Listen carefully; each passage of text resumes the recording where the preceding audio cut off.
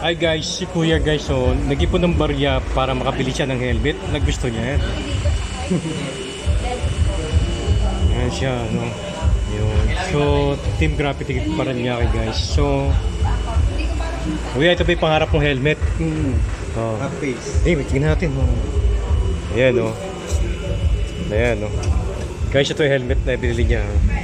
Pag ito line up, Yun, no? talaga to. So, inipon niya yung barya guys para makabili siya ng helmet. Diba? Inipon niya yung barya para mabili niya yung pangarap niya helmet. Oh. Diba? Sabi sa inyo guys, eh, hindi mabigat yun. Kahit 20 pesos isang araw, eh, no? Ayan, no? Oh, diba? Guys, ito yung helmet na pangarap niya dahil sa barya, diba? Dahil sa barya, nabili niya, no? Ayan, no? Ito. Oh, barya yan, no?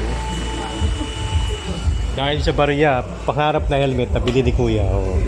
Diba? Saan pa kayo guys? Oh. Go! Tik sa 10 udog mo, araw-araw. Hindi naman, basta ba may sukli sa akin yung ganyan 10. Yan So, so, naglaturo sa may ayun, pag sukli sa'yo, ganyan 10 luma. 10 piso, inuudog mo sa alkansya mo. Oh, guys, magandang ginagawa niya. So, dun sa alkansya, nabili niya yung pangarap niya helmet. So, hindi naman araw-araw, pero alternative. Hindi naman.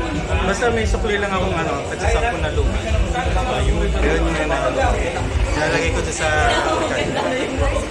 Guys, kung kayo, para mabili niyo yung pangarap niya helmet, kaya niyo si kuya. Paano ginawa mo kuya? yan, basta may luma akong 10, tinatabi ko yan. Yan yung luma ng 10. Tinatabi ko yan. Yan.